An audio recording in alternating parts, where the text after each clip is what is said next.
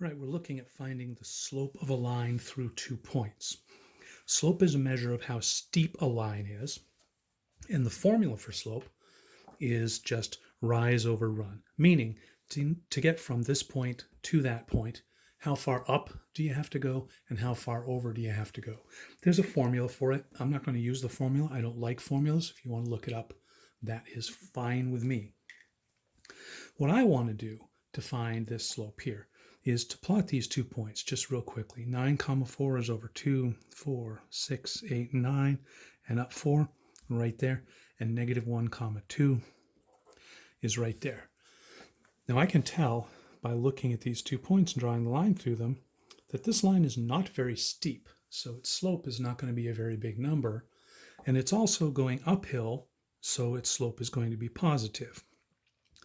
Just like we did when we did distances, I think it's a good idea to draw this triangle. Draw straight down from the top point or the higher point and then over from the other point. Make yourself a right triangle. And then in order to find the rise and the run, all you have to do is count. This side here is 2. And this side here I can count if I want to, but I know my x-coordinate went from negative 1 to positive 9, and I know that's going to be 10. Okay, so the vertical side's the rise. We went up 2 and we went over 10, and that is 1/5. A positive number, uphill slope. A very small number, not a very steep line. That's all there is to slope. Negative 3, 7, right there. And then 5 comma negative 1. Be over 1, 2, 3, 4, 5. Down there. Downhill, so I should get a negative slope.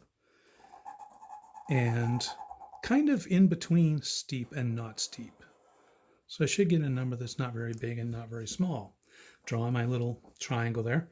I can count on this side, but I know I went from negative 1, a y-coordinate of negative 1 here, up to 7. I know that's 8.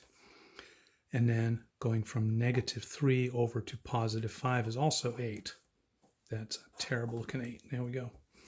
So I know to get from this point to that point, I went down 8 and over 8. And that reduces to negative 1. Negative, downhill. And 1 means not really very steep and not too flat either.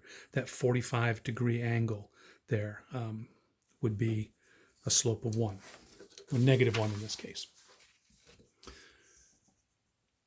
Now, sometimes this process is not going to work very nicely because you have numbers that are just ugly and it's going to make life difficult to count. So just graph approximately. I'm going to say over negative 10 and down 14 is going to be somewhere around there. Just ignore the grid lines. And then over 26 is going to be way over, and then down 2. Well, if I look at this and connect these, that is probably going to be a fairly small number. It's not a real steep line, so a fairly small number, and also positive uphill. Draw in the triangle, and then since we can't really count squares here, let's use our x and y coordinate. If we went from an x-coordinate of negative 10 to positive 26, how far apart are those two numbers on the number line? Well, we'd have to go 10 units to get to the origin, and then 26 more units. So that's going to be a total of 36. If we went from negative 14 to negative 2, we're going from 14 units below the axis to only 2 units below. That's going to be 12. So our slope here is going to be, we went up 12 to get from one point to the other, went up 12, and we went over 36. Well, that reduces to 1/3. And that fits with my intuition. It's positive slope and not that big. Now, there are a couple of special cases here that you need to be on the lookout for. And one looks like this, where we have 2 points with the same x-coordinate.